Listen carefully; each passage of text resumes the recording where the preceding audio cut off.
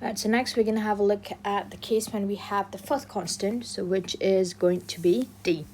Alright, so we're going to be graphing a graph in the form of a sine bx minus c plus d, and also a cos bx minus c plus d. So you're familiar with ABC already, and now we're going to add one more constant, which is going to be d, but this is nothing foreign to you. You have already seen that before. Again, so referring to the table over here that we have seen during chapter 2. So if you have a plus k at the back or plus d at the back, we're referring to our case. So what happens is that your graph is going to be shifting up k units. And if you have a minus k, so your graph is going to be shifting down k units. So that is going to be the same idea that we're going to come across for this as well. Okay, for the case of sine and cosine graph. Alright, so the constant d causes vertical shifts. So vertical shift means either going up or down. So in the graph of a sine bx and also y equal a cos bx minus c. If d is positive, so it's going to be moving d unit upwards. And if d is negative, so it's going to be moving d unit downwards. Okay, so previously when we sketch our graph, for example, if I have a sine function, so it's going to look like this. So the middle point, so this is where the middle is. The middle point is going to be at the x-axis. Okay, so it's going to be at the value of y equal 0. But of course, when we shift up and down, so our, our oscillating line is no longer going to be there, but it's going to be in between the maximum and the minimum values. I'll show you how to calculate that later. So what happened is that, how do we calculate the maximum value? So the maximum value, so we know that if we have a constant a, so a is our maximum value is going to be positive of a, so the maximum value is going to be a plus d or a minus d, so depending whether it's going to be positive or negative of d. And for the case of minimum value, so it's going to be the same idea. We know that minimum is going to be negative of a, so it's either going to be negative a plus d or negative a minus d. So those are going to be our new maximum and minimum value after we have shifted the graph upwards and downwards. So I'm going to start with my example. I'm going to show you two examples, but let me start with a simpler one first, so which is this one. So I'm going to sketch one period of the function y equal, so it's actually negative here, but I'm going to change the question. I don't want to make it negative. I want it to become positive. I'm going to have a graph of y equal positive 2 cos of x plus 1, because if I have negative, so I have to reflect that on the horizontal axis. It's going to be more complicated. I'm just going to start with a simple one for the time being. Okay, so now so this is going to be my function. So it's going to be y equal 2 cos of x plus 1. So the first thing that you have to do is you're going to identify the value of a, b, c, and d. And for this case, your a value is going to equal 2. So it's going to be this value. And b value for this case is going to be cos of 1x. So our b value is going to equal 1. And c value, so the good news is that so c is going to equal 0 because it's just 2 cos of x. And d value, it is going to equal 1. And because of the positive 1 right here, so we know that the graph is going to be moving upwards how many units? So that is going to be 1 unit. Okay, now, so let's have a look at each of the components. So first of all, let's start with the fact that the value of a is going to equal 2. So we know that the maximum value is going to be at 2. But now, our graph is shifting upwards 1 unit. So it's going to be 2 plus 1. So our new maximum value is going to be at 3. And for the case of minimum value, so it's going to be at negative 2 and of course plus 1. So the value is going to equal negative of 1. So where is the middle point between 3 and also negative 1? All you have to do is add these two numbers together and divide by 2. So the middle point is going to be 3 plus negative of 1 divided by 2. So that is going to be 2 over 2. So that is going to be a value of 1. So you're going to have maximum at 3. So negative 1 for the minimum, and the middle point, so that is going to be a value of 1. Okay, so that is going to be the first characteristic. So the second characteristic is going to be concerning about the period value. So period value is given by 2 pi over b. And for this case, since our b is equal 1, so 2 pi over 1, so that is going to equal 2 pi. So what happened is that the graph for one complete curve of cosine, so that's going to be from 0 until 2 pi. So it's going to stop at 2 pi. So that is going to be the period value.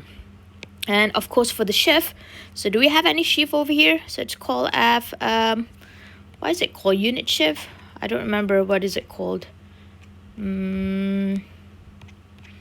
What's the term that we used before? Yeah, I call it phase shift. Okay, so now the next component will be the phase shift.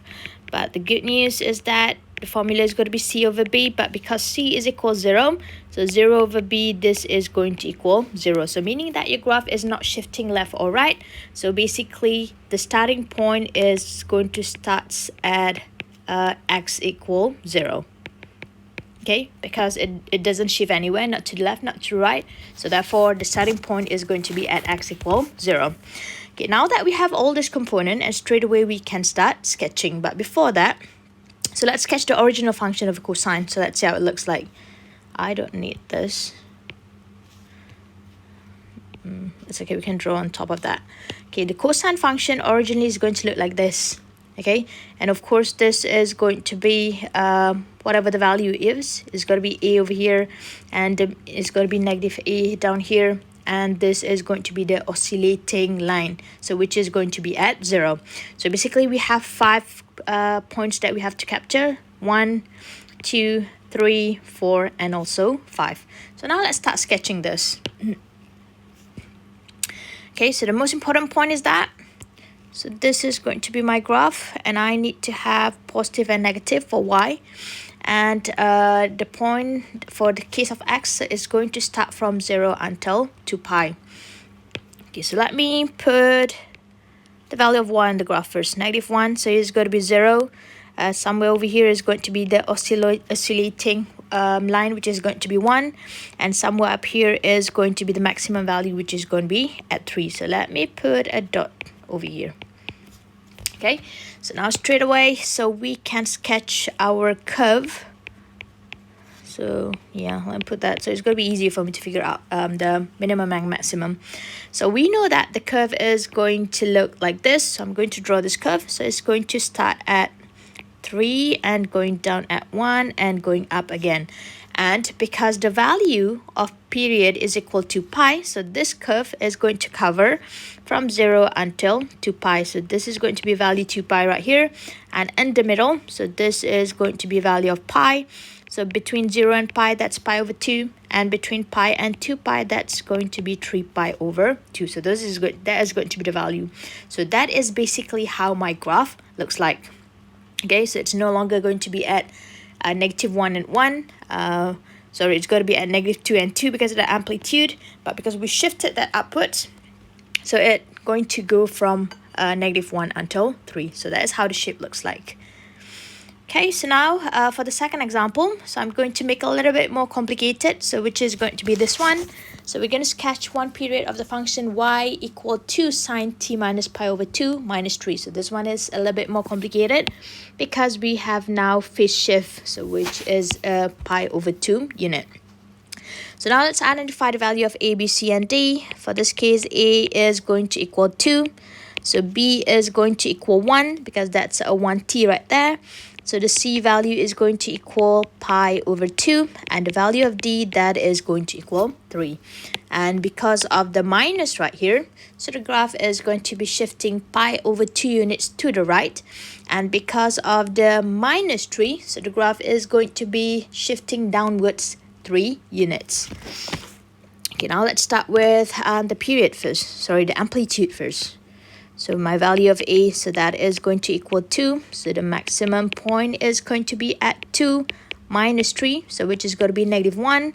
And the minimum point is going to be at -2 minus 3. So that is going to be a value of -5. And of course, if I want to know where is going to be the middle point between these two, I'm going to have -1 plus a negative of 5 divided by 2. So that is going to be -1 minus 5, -6 divided by 3. So that is going to be negative of 3. So that is going to be the middle point, the middle line between the maximum and also the minimum, which used to be a y equal 0. So next we're going to have a look at the period. So period for this case is going to equal 2 pi over b. So 2 pi over 1 for this case, so which is going to equal 2 pi. So therefore, supposedly, so if the graph is not shifting, so it is supposed to be from 0 until 2 pi. But we know that the graph has been shifted. So it's going to shift pi over 2 units to the right. So when it goes to the right, it means that I have 2 plus pi over 2. So my graph is going to go from pi over 2 until, so 2 plus 1 over 2, that's 5 over 2. So it's going to be 5 pi over 2. So it's going to start at pi over 2 and ends at 5 pi over 2. All I did is I plus pi over 2 for each of the x points. Okay, and now we can have a look at the phase shift. Okay, the phase shift is going to equal C over B. So we have seen the formula before.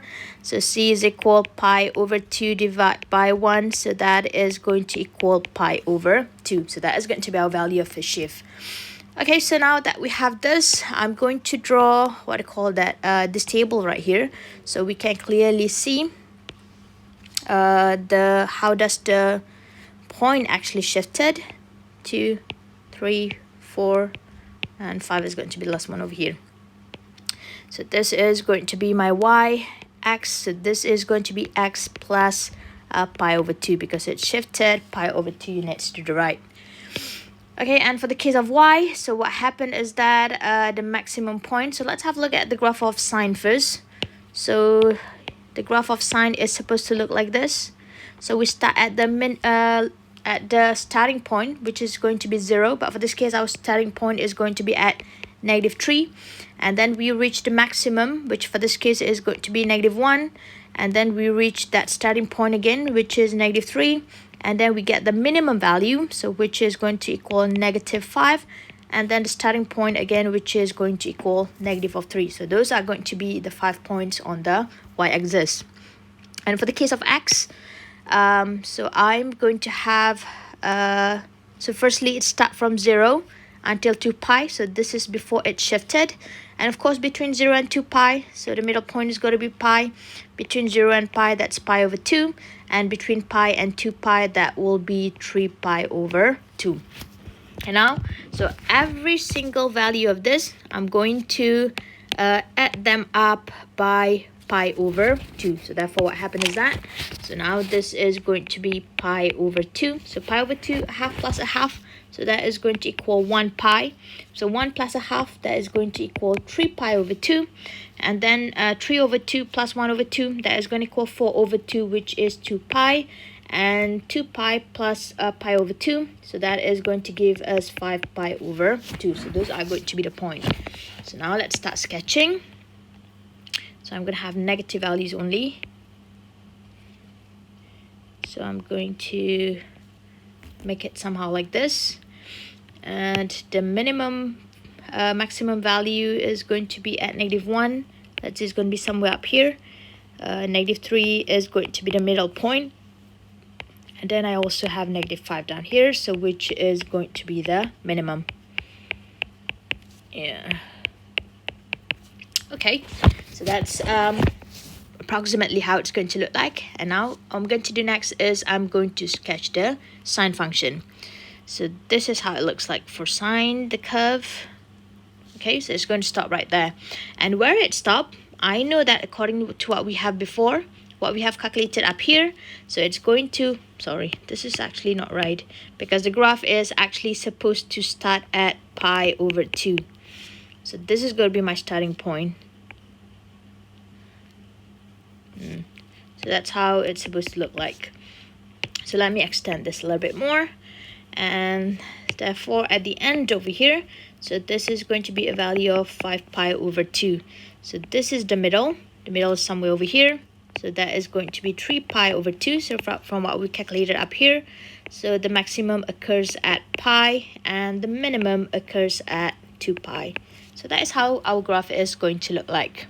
Okay, so as long as it captures all the values, the minimum and maximum, and where does the maximum and the value then the minimum occurs, all the 5 points, so that is going to be good enough. So we just want a sketching. We don't want it to be exactly, you know, if we want something exact, we would have given you a graph paper to do, but no, this is just going to be a sketching. I think I've provided you exercise for you to try over here. Yeah, so these are going to be the exercise I've provided with you with the solution as well. But in the next video, I'm going to show you how do we figure out, like if you are given graph, how do you figure out what is going to be the equation. So it's going to be